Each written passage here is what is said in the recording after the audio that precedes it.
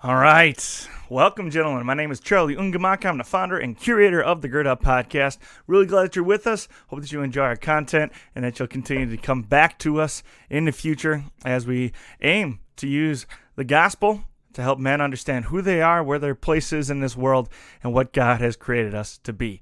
Today's episode of the Gird Up Podcast is sponsored by the Christ for Disciples podcast. Pastor Paul Steinberg puts it out. You guys know I have big love for Pastor Steinberg. If you're listeners from the past, take 10 minutes each weekday to listen to the Christ for Disciples podcast and get direction and gospel power to disciple the youngest generation. Subscribe to the Christ for Disciples podcast at ChristForDisciplers.com on Apple Podcasts, Google Play, Spotify, and wherever else you listen to your podcasts. Again, that's ChristForDisciplers.com. It's one of my daily listens. I really enjoy it, especially on my way to school when we have school. And particular for those of you who are now stuck in the house with your kids, be a great opportunity to continue to grow in faith as you intentionally think about how you are teaching your kids about Jesus. Unfortunately, the Iron Men of God men's conference that was scheduled for this weekend is canceled because of the quarantine, but that does not mean that we can't keep growing closer to each other and closer to God during this time, and we're going to talk about that in our episode today. So if you were going to to the Iron Men of God men's conference, sorry, it's not happening. But you can feel free to reach out to me if there's something you want to talk about at the conference. I'm going to put my remarks together and put it out as a video and as a podcast. And we're going to keep making tons of content, as I know many of my brothers in the ministry are as well. So lots to look forward to here, actually, as the quarantine continues and as we get to flood the internet with all kinds of good things, talking about the goodness of the Lord and the gospel. But with that being said, let's get started with today's show. All right, guys, so you're quarantined, right? And many of us are, either by choice or because we can't go to work or any of those types of things. And my school is closed. There's not much I can do. I have to do everything. We can't even do it online. So I have to do everything via packets. And I've been getting calls from families and kids who need help with their homework and things like that. And I love that, and I enjoy that. But the reality is my day-to-day is way different than it was before, and this is something I've never experienced before. It's kind of like summer almost, except I still have to do all the same work that I always did. And I know a lot of you are like that as well. So while you are quarantined here, there's a couple of things that we need to keep in mind. We need to make sure we do. First of all, there's been a whole lot of people that are talking about this, and there's a lot of memes going around and all that. But my encouragement, my desire for you is not to be an inactive drunken slob, particularly you young single people. Don't be an inactive drunken slob during the quarantine, right? Don't let yourself get away during the quarantine. You need to actually act like you still are a human being with responsibilities and with stuff you have to do, because you do. All right? Don't sit on the couch all day. Go out and get some exercise. The quarantine does not include going for a walk. In fact, if you look at the stuff from the CDC, they're actually suggesting that people go for walks, that you just don't interact face-to-face with anybody. So if you do want to meet somebody on a sidewalk and you want to talk to them, stand 6 feet apart and you'll be just fine. Okay? We're talking about groups of 50 or more that you're not supposed to be a part of, and there's certain places where you're not supposed to go to work. Otherwise, you can do what you need to do. And that includes taking a walk. So go out and get some exercise, right?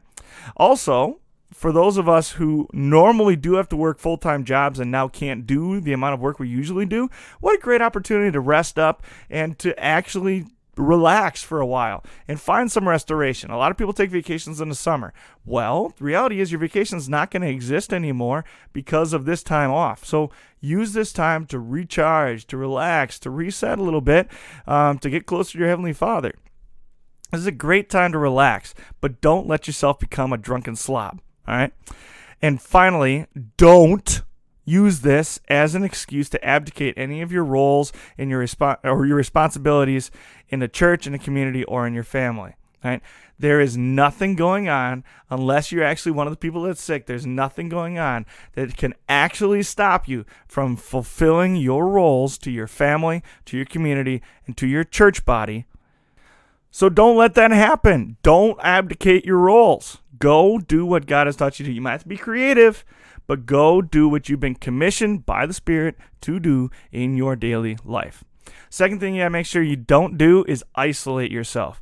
Quiet reflection and me time are good, but social distancing and isolation are not the same thing. And you do not need to isolate yourself just because you need to social distance or because you've been quarantined, right? Quiet and reflection and me time are good, but prolonged isolation, particularly under stressful circumstances, isn't. Statistics show that men are already lonely. This is just going to make that worse, right? And the reality is, when we're isolated, when we don't have any accountability, when we don't have any friendship, when we're thirsty for things, that's when temptation starts to get in. So I would suggest two things. First of all, don't stop meeting together, and we're going to talk about that in a second on our next point. But second, be wary of how you're using your devices. Be wary of how you're using the internet and different technology, right? The first thing I would say is you should go onto your phone, onto your devices, and utilize your screen time app, okay? You have screen time settings, especially on your iPhone or your Android. So on your smartphones, you can set screen time settings, and it's not hard to do. If you don't know how to do it, go look it up online for your specific model of phone. But you can go on your device and you can set screen time settings and downtime settings that will limit the amount of time you spend on social media, the amount of time you spend just visually looking at your phone. You can set all those settings, and different people are going to have different limits, right? But you can make those settings so that you don't get sucked into that black hole of the internet and find yourself either just wasting all your time on the phone or on the computer, or finding yourself in a dark place that you shouldn't be in, right? So go on your phone, change your device settings so that you don't just lose your whole quarantine period, your whole time off, your whole time in social distancing on your phone. It's not healthy for your mind, your body, your heart, or your soul. Second thing I would suggest you do is go download the Covenant Eyes app. It's only a couple of bucks a month. It's cheap for the whole year. It's by far the cheapest accountability software I've ever come across. It's what's on my phone right now. I use it because accountability isn't only something that weak people need. Accountability is not just for the weak, it's also for the strong who want to stay strong, right? Think about the military. Most of those men in the military don't actually need all the discipline that they're given every single day, but they take it on. They choose to put themselves under authority so that they don't lose their edge, so that they continue to be strong, right? So, Covenant Eyes or other accountability software like that isn't just for people that are struggling with internet pornography right now. If you are struggling with internet pornography, an accountability software is a great place to start, along with prayer and along with personal accountability with other people. But if you're not struggling with it, it doesn't mean that you're not either struggling with sin online or that you're totally out of the clear or that you don't need accountability. So I would get on there and I would download the app. And what it's going to do is going to keep track of what you're doing online. It's going to take screenshots of what you're doing, and it'll update whoever your accountability partners are, whoever your allies are, periodically, and let them see what's going on your phone. My buddies and I, we're all on it. We're all using it, and I love the fact that I get to see what he's doing, and sometimes I tease him like, man, you're doing too much homework. But things like that, and they can see what's going on my devices as well, so that we're always up in each other's lives. We always know what's going on. We always know that the other people in our community, in our accountability group, if you will, in our circle, are also living out Christianity online. It's a great resource to have, especially when you know you're going to be alone with your phone or your devices quite a bit in the near future.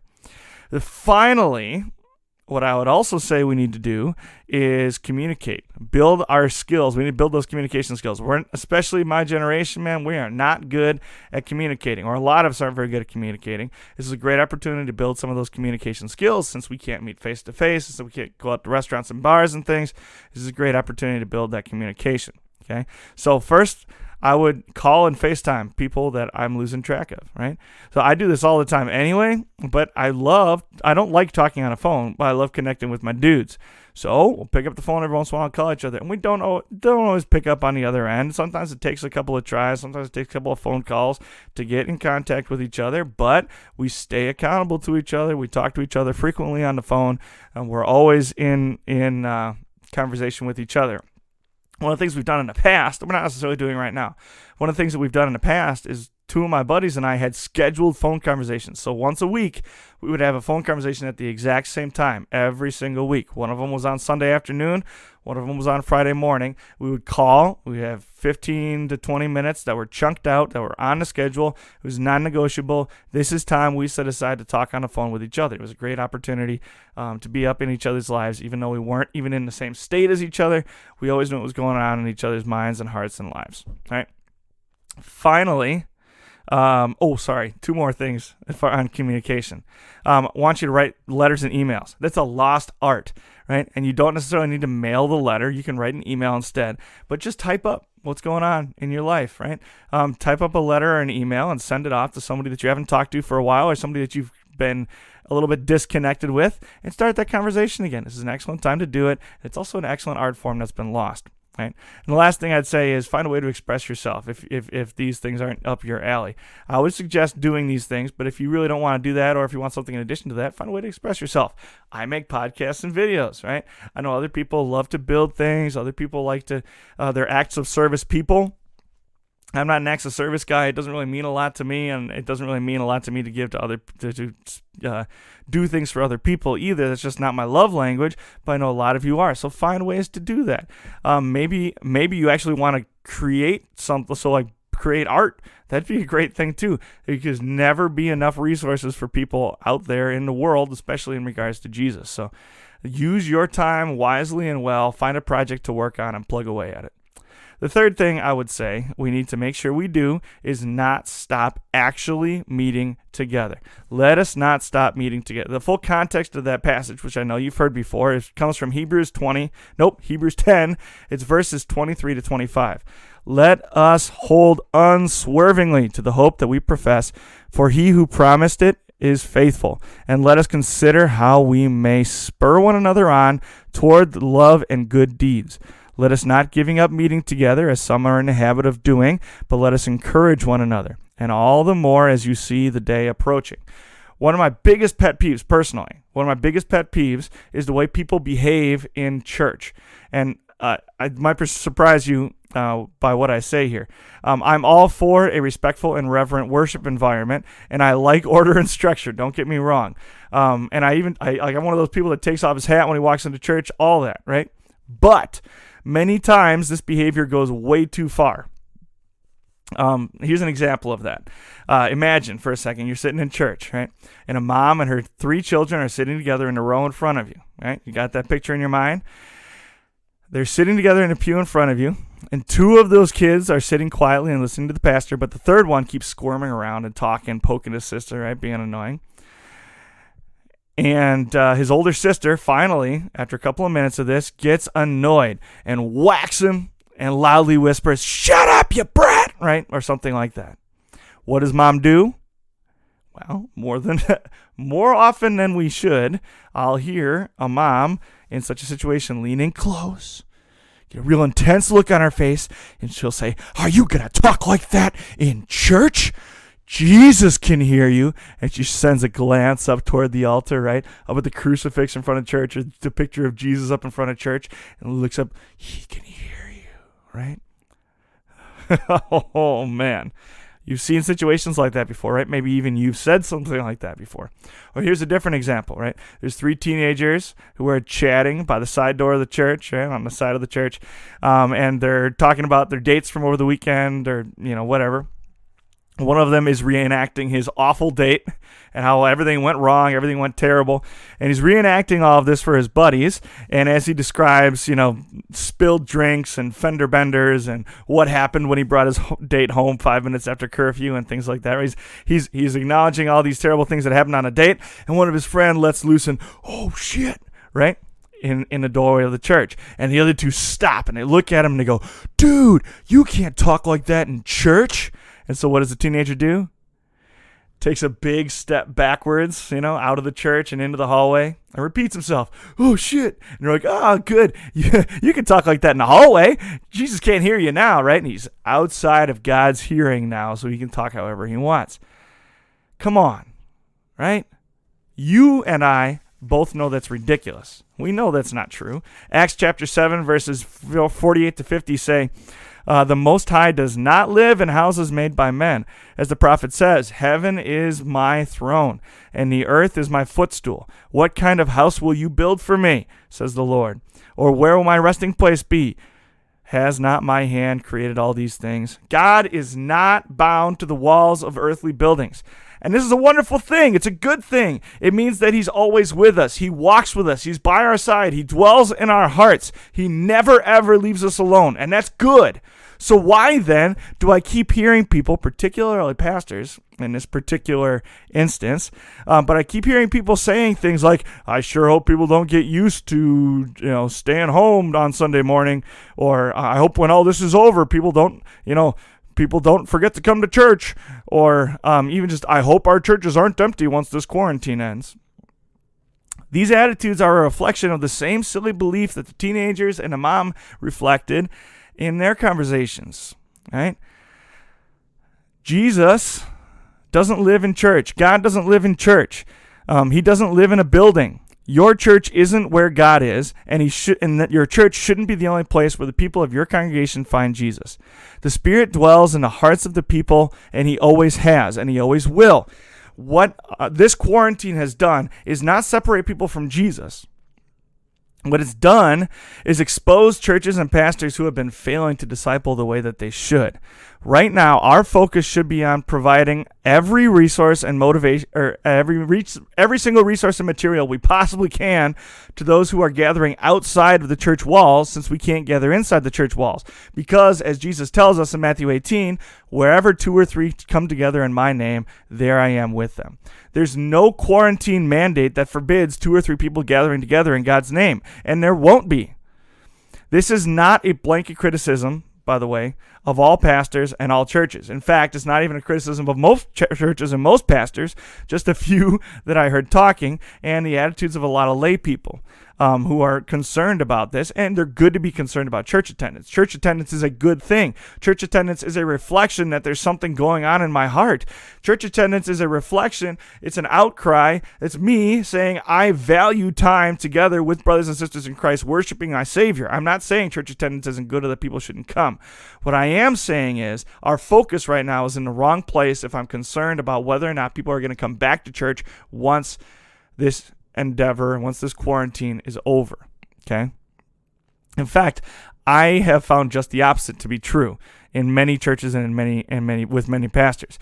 I've watched with great joy as many of my friends and brothers in ministry have utilized existing stretchers like teen groups or community groups or church organizations, evangelism teams, Sunday school teachers, all these different things to provide so many worship and study opportunities to those in quarantine that it's actually more opportunities and more materials than there are under normal circumstances when the church is open, which is so cool.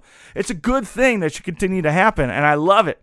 I've also seen a lot of pastors who are mobilizing groups and factions and organizations within churches to do things that they've never done before in order to fulfill the obligations of the congregation to the people that they serve, which is awesome.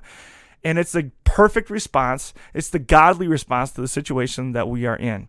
We don't need a church building to be a part of the kingdom of believers. It's just a convenient place to meet together. It's just a place where we meet together every week. That's all that building is, right? So this quarantine, let's see this quarantine not just as a challenge to church attendance, but as an excellent opportunity to do what we ought always to do, and that's to not stop meeting together, to get in each other's lives, to share every part of our lives in their entirety with our community of believers, with the individuals who surround us every day inside that church building. And here's how we do that, right? First of all, we're going to connect to our church and other churches' resources online.